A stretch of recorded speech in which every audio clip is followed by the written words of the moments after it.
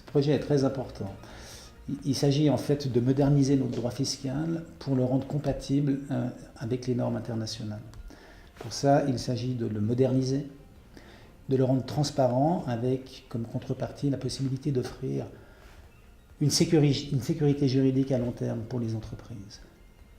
Au plan local, cette réforme s'accompagnera d'une réduction du taux d'imposition des bénéfices, ce qui va s'appliquer à toutes les entreprises, et en particulier aux PME, qui vont être fatalement ou finalement bénéficiaires de cette réforme.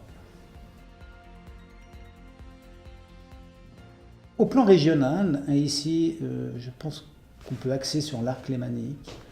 Le deuxième volet de la réforme, c'est une réduction importante du taux d'imposition du bénéfice des entreprises. Cette réduction du taux d'imposition va profiter finalement aussi aux PME, qui constituent une énorme partie du tissu économique local.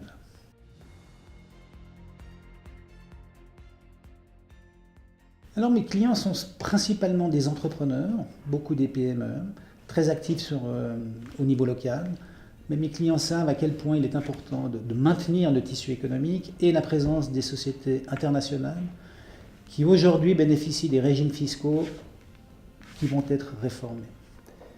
Donc oui, mes clients s'inquiètent beaucoup du succès de PF17, l'attendent avec sérénité, mais ne pourraient pas comprendre un échec de cette réforme.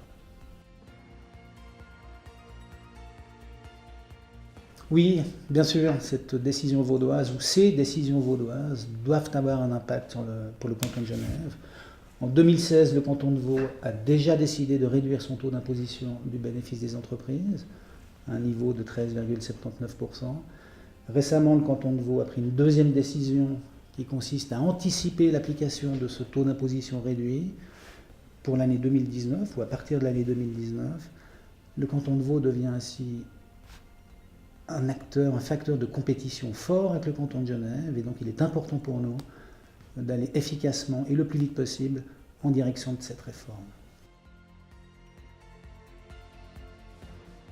Ce projet doit intéresser les citoyens parce que c'est la capacité pour Genève de garder des emplois à long terme sur le canton.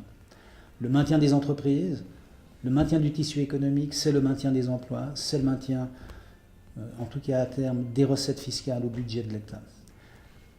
Ce projet présente sans doute une difficulté majeure, c'est qu'il est très technique, mais fondamentalement, c'est les réformes internationales et la baisse du taux d'imposition qui sont le cœur et l'enjeu de cette réforme.